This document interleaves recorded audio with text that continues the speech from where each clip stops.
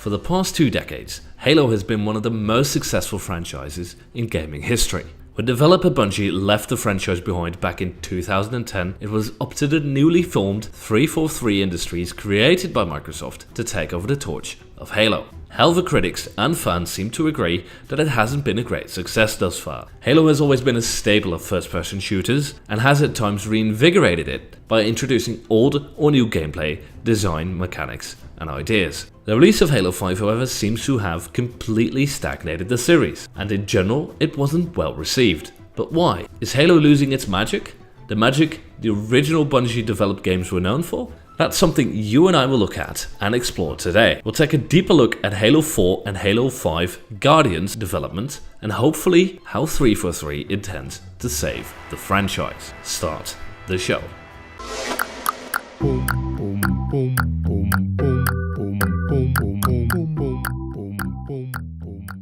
Hey you, and welcome back to GC for our first episode of the new format.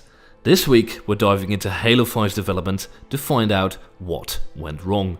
Before I start off, I have to put up the following disclaimer. I'm an absolute, unrepentant Halo fanboy, and therefore I might look at some things with rose-colored glasses. So with that out of the way, let's start with a little bit of history. For this, we return to the mighty fine year of 2010. The year in which Studio Bungie would release its very last Halo game, named Halo Reach. On April 29th of that year, Bungie announced the end of its collaboration with Microsoft. Bungie would go on to sign a 10-year contract with Activision to develop a new game franchise, which would eventually result in what we now know as Destiny. In this deal, Microsoft would acquire not only the Halo brand, but also much of its original development team. The Bungie employees that had worked on Halo for the last decade would join a new studio dedicated to the future development of Halo, named 343 Industries.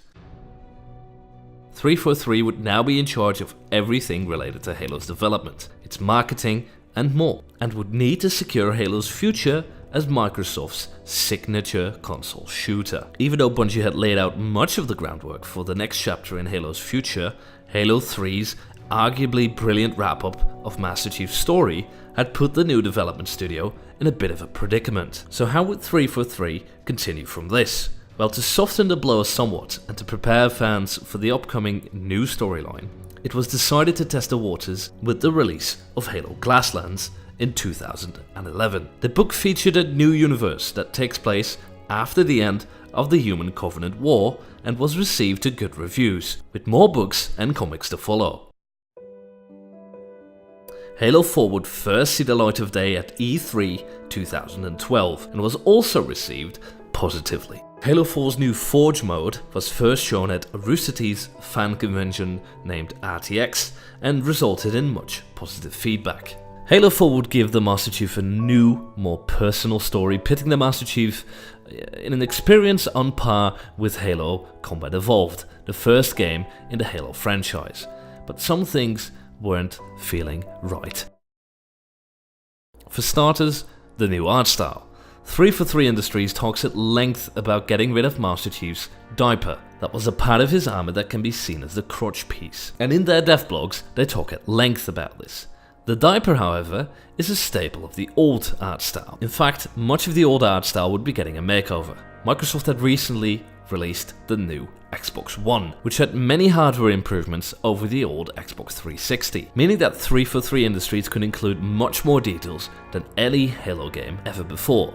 This resulted in everything from the Covenant, the famous Pelican dropships, but even the regular Marine character could have a complete and total makeover with much more detail, resulting in, well, this. Now don't get me wrong, there's nothing inherently wrong with this. It's not like Halo isn't familiar with changing its art style every now and again. Even in the original series, it happened all the time. A good example being Master Chief's helmet, which changed from Halo Combat Evolved to Halo 2. However, somehow, along the way, the uniqueness of Halo's art style was lost, and it sort of fell into the trap of the tactical military style that shooters like Call of Duty are known for, or were known for at the time. In fact, I would argue that Halo's human characters could fit into any futuristic Call of Duty game that came out in the past few years without having to change them too much.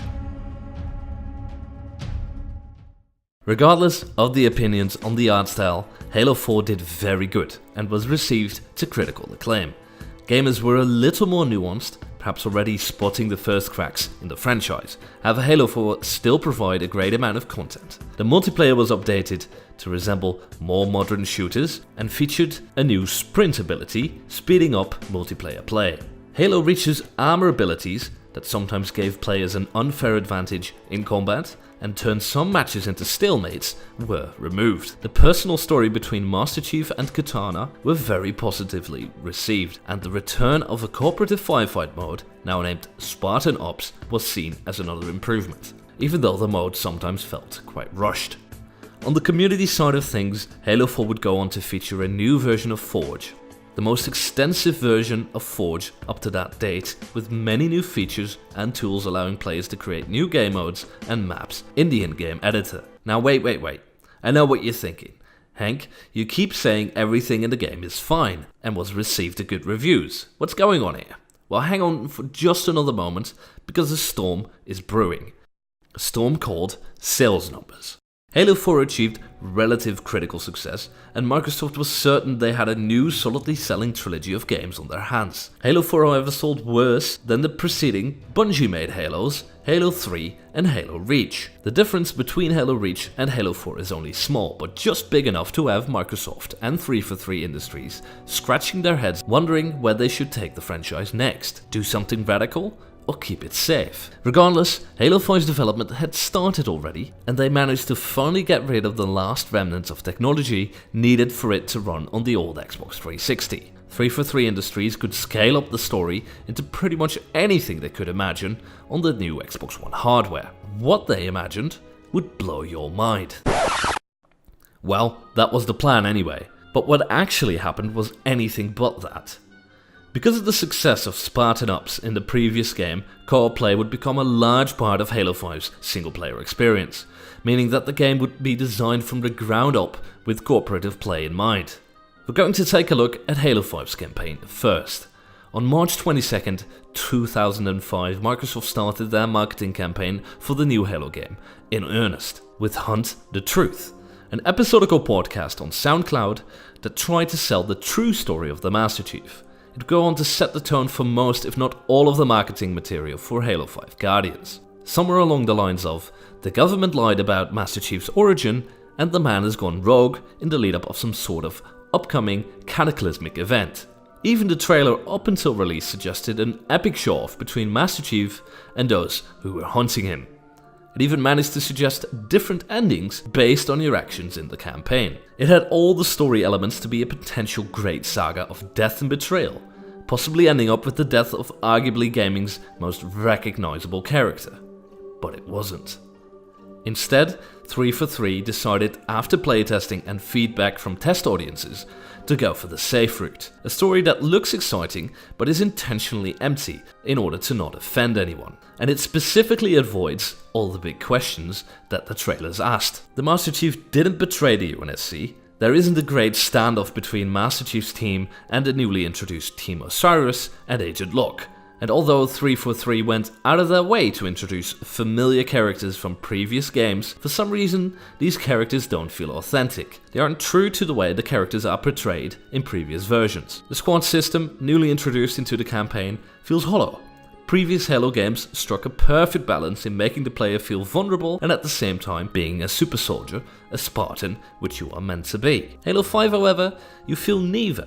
And at the end of the day, it feels completely redundant, having to select the enemies you want your teammates to attack. YouTubers like Razorvic spent hours trying to explain what is wrong with this style of gameplay. That's not really what I want to get into today. What does bother me, however, is when we look at the campaign for Halo 5 that it arguably doesn't feel like you're playing a Halo game with the same Master Chief we've gotten to know in the quote-unquote original trilogy of games. Where in Halo 1, 2 and 3, you had a rich world filled with multiple characters that were written in a way where you really cared for them, and where it felt that the pressure to stop the genocidal covenant was always on.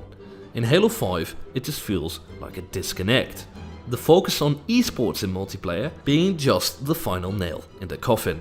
If it doesn't look like Halo and the stories portrayed in it aren't told like Halo, can it be called Halo? So is it all over for Halo's future? Perhaps not entirely. The latest Halo game to come out is Halo Wars 2, a strategy game, and its predecessor was originally conceived by Ensemble Studios, known for creating the Age of Empire games of old. Even though the studio itself was shut down in 2009 after creating the first Halo Wars 2 feels like at least some of, even much of the studio's original philosophies have been maintained within 343 Industries.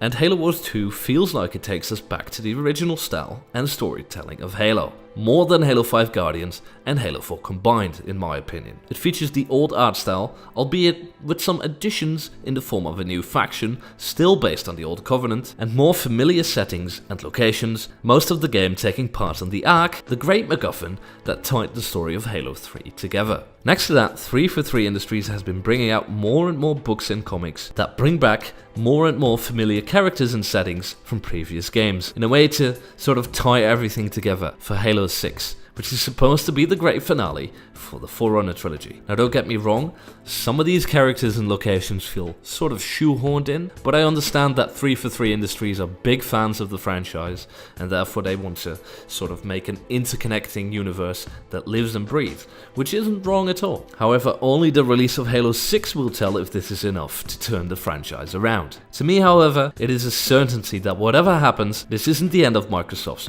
most popular and recognizable franchise. There is simply too much money at stake.